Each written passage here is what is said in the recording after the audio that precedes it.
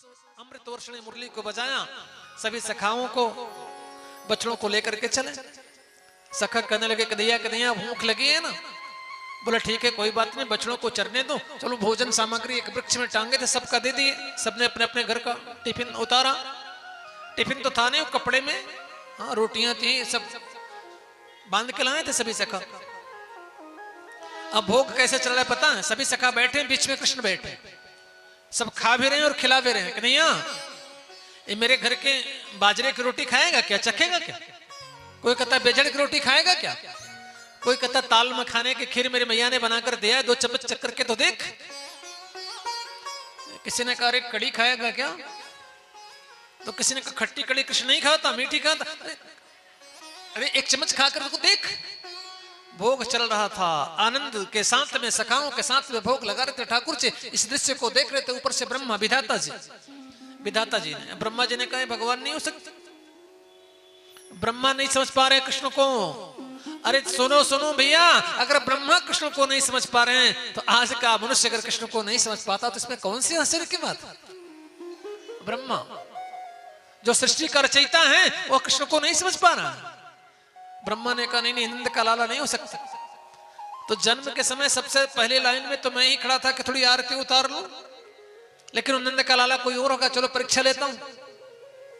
यही ब्रह्मा से बोलो नहीं, कृष्ण की परीक्षा लेने के लिए ब्रह्मा आ रहे हैं। ये भैया ध्यान दीजिए, कृष्ण परीक्षा का विषय नहीं है, कृष्ण प्रतीक्षा का विषय है। कृष्ण का इंतजार कीजिए, कृष्ण की परीक्षा कैसे ले पाओगे?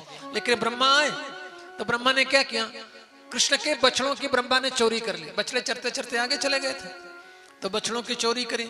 इधर भोजन प्रसाद पूरा हुआ तो कन्हैया ने मन में विचार किया कि बछड़े कहां गए? तुम लोग विश्राम करो। सखाओं से बोले मैं बछड़ों को लेकर के आता हूं। तो बछड़े हो तब तो लेकर के आवे। इधर ब्रह्मा फिर से पीछे से आए और सभी सखाओं की भी चोरी कर ली। अब बछड़े भी नहीं, सखा भी नहीं। कन्हैया ने ध्यान लगा करके देखा तो इस बात स्पष्ट हो गई ना कि ब्रह्मा ने चालाकी मेरे साथ में करी। कन्हैया मुस्कुराए। कन्हैया ने कहा ब्रह्मा यहाँ कोई मेरे को फर्क नहीं पड़ता, तू मेरा नाती लागे मैं तेरा बाबा लागू, मेरे साथ में तुम्हारी चालाकी बिल्कुल नहीं लग सकती। आज मेरे ठाकुर ने क्या किया पता है? जितने बछड़ों की चोरी किए थे ना उतने ही बछड़े ठाकुर जी अपने शरीर से प्रकट कर दिए। वैसे रंग, वैसे रूप, वैसे बोली, वैसे भाषा, कोई समझ नहीं पा रहा। जितने सखाओं की चोरी हुई थी उतने सखाओं को भी बना दिया अपने शरीर से। कहने का प्राय क्या है बेटा परीक्षित? स्वयं कृष्ण चरने जाते हैं, स्वयं कृष्ण चराने जाते हैं, बछड़े कौन बने? अरे वास्तविक जो सच में बछड़े थे वो तो ब्रह्मलोक में है ना। आज बछड़े हमारे कन्हैया बन गए हैं तो स्वयं चारा भी चरते हैं, और चराने कौन जा रहे? सखा तो सब ब्रह्मलोक में है ना। तो सखाओं के रूप में तो आज कृष्ण ही है ना। स्वयं चरने जाते हैं, स्वयं चराने जाते हैं, बात किसी को पता नहीं चलती। ऐसा प्रभु ने क्यों किया पता है? एक बार मैया यशोदा गाय का दूध निकाल रही थी। कन्हैया बुकैया करते करते मैया यशोदा के पास में आए हैं और मैया के गोदी में चढ़ गए। मैया ने पात्र को दूध निकालने वाले बर्तन को अलग रख दिया, अपना स्तनपान कराने लगे। गायों के आंखों से झरझर आंसू की धार निकल पड़ी। गायों ने गुप्त रूप से कहा गोविंद लल्ला, यशोदा को भी मैया मैया कह करके बुलाते हो, हम गायों को भी मैया मैया कह करके बुलाते हो। यशोदा को ये सुख दे रहे हो, हम गायों को नहीं दोगे क्या? जो सुख यशोदा को मिल रहा है गोविंद, क्या वह सुख हम गायों को प्राप्त होगा? गायों को वही सुख देने के लिए आज बछड़े स्वयं कृष्ण बने हैं। तो गायों के स्तन में बछड़े मुख लगाते कि नहीं? तो बछड़े स्वयं आज बने हैं कृष्ण, सभी गायों को सुख दे रहे हैं। यही भावना ब्रजमंडल के गोपियों के अंदर भी कभी उमड़ी थी कि कृष्ण जिस तरह से यशोदा को सुख दे रहे हो, हम ब्रजमंडल के गोपियों को दोगे क्या? एक गोपियां हमने बताया ना कितने रूप हैं। एक कृष्ण से प्रेम करने ही तो आए हैं। आज उन गोपियों की मनोभावना को पूर्ण करने के लिए सखा स्वयं कृष्ण बन गए ना। सबके बेटे बन गए कि नहीं? कोई समझ थोड़ी पाता है। सबके मैया प्यार करती, गोदी में बैठाती, स्तनपान कराती। एक वर्ष तक चलता रहा। ब्रह्मा ने मन में विचार किया कि चलकर देखूं तो सही वृंदावन में क्या चल रहा। वृंदावन में ब्रह्मा आए तो ब्रह्मा की बुद्धि चक्कर काटती, ये सही को सही। जो बछड़े ब्रह्मलोक में चुरा कर ले गए वो यहाँ कैसे आए? जिन सखाओं को ब्रह्मलोक में चुरा कर ले गए वो यहाँ कैसे आए?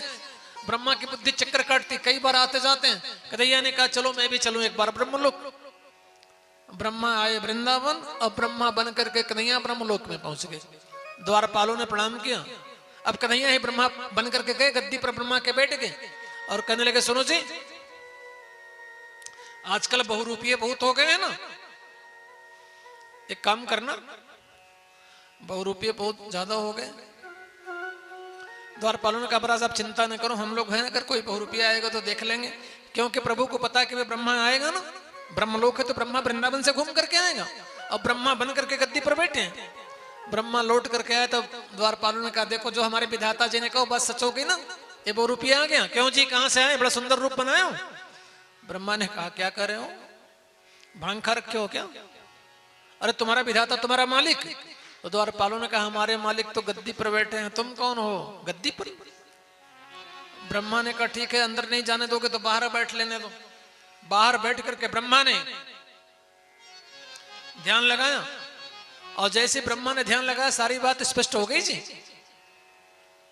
सारी। अरे ब्रह्मा ये ध्यान पहले लगा लेते तो जो गलती की वो ना करते ना। 40 मंत्रों में ब्रह्मा ने स्तुति करी, प्रभु ने क्षमा नहीं किया। नारायण की 4 परिक्रमा लगाने का विधान है, 3 ही लगा पाए। और जिसके गलती से भगवान के भक्त भगवान से दूर चले जाते हैं ना, उसकी गलती को भगवान क्षमा नहीं करते, और जिसके गलती से भगवान के भक्त भगवान के पास में आ जाते हैं उसकी गलती को भगवान क्षमा कर देते हैं। ब्रह्मा ने गलती क्या किया, 1 वर्ष के लिए भगवान के भक्त भगवान से दूर हो गए। अभी आगे कथा में आप सुनेंगे इंद्र भी गलती करेगा मूसलाधार बारिश करके, लेकिन 7 दिन 7 रात भगवान के भक्त गोवर्धन नाथ के नीचे, गोवर्धन पहाड़ के नीचे कृष्ण के साथ रहे, इसलिए इंद्र की गलती को प्रभु क्षमा कर दिए। ब्रह्मा ने 40 मंत्रों में स्तुति करी, लेकिन ब्रह्मा को प्रभु ने क्षमा नहीं किया। ब्रह्मा को प्रभु ने क्षमा